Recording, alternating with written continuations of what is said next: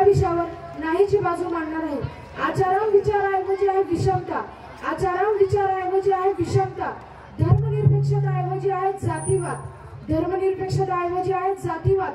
हेच आहे महासत्ता न होण्याची वेळ, महासत्ता न होण्याची वेळ।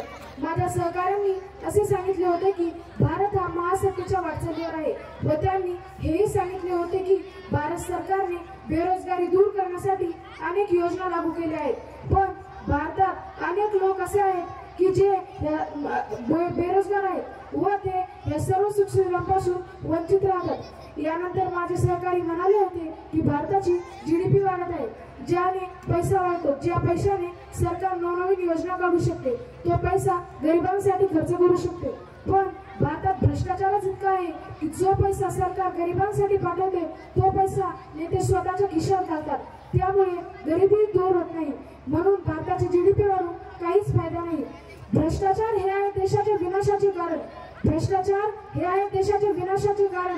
आपण संपवूया भ्रष्टाचार, देऊन एक आदर्श उदाहरण, एक आदर्श उदाहरण। यानंतर माझे सहकारी म्हणाले होते भारतातील इस्रो इन्स्टिट्यूटने चंद्रयान 3 हे चंद्रावर यशस्वीपूर्वक पोहोचवले, पण चंद्रयान 2 हे तर अयशस्वी होते व अमेरिकाचे नासा इन्स्टिट्यूट भारताच्या इस्रो इन्स्टिट्यूट पेक्षा खूप अग्रगण्य आहे।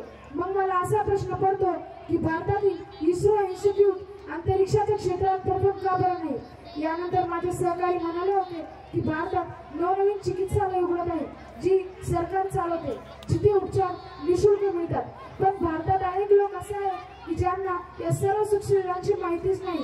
ते अनेक आजारांनी, रोगांनी रोगित व पीडित आहेत, त्यामुळे ते या सर्व सुखसुविधांपासून वंचित राहतात। यामुळे मला असे वाटते की भारत देश हा महासत्तेच्या वाटचालीवर नाही। यानंतर माझे बरेच सहकारी म्हणाले होते की भारतातील महिला व मुली या प्रत्येक क्षेत्रात अग्रगण्य आहेत, पण आताच मागेच दिल्लीत झालेल्या निर्भया आणि हैदराबाद येथील पशुवैद्यकीय डॉक्टरवर झालेला सामूहिक बलात्कार, लक्ष्मी अग्रवाल आणि अनेक कितीतरी महिलांवर झालेला ऍसिड अटॅक, मग आपण कसं म्हणू शकतो की भारतातील महिला या सुरक्षित आहेत? यामुळे मला असे वाटते की भारत हा महासत्तेच्या वाटचालीवर नाही।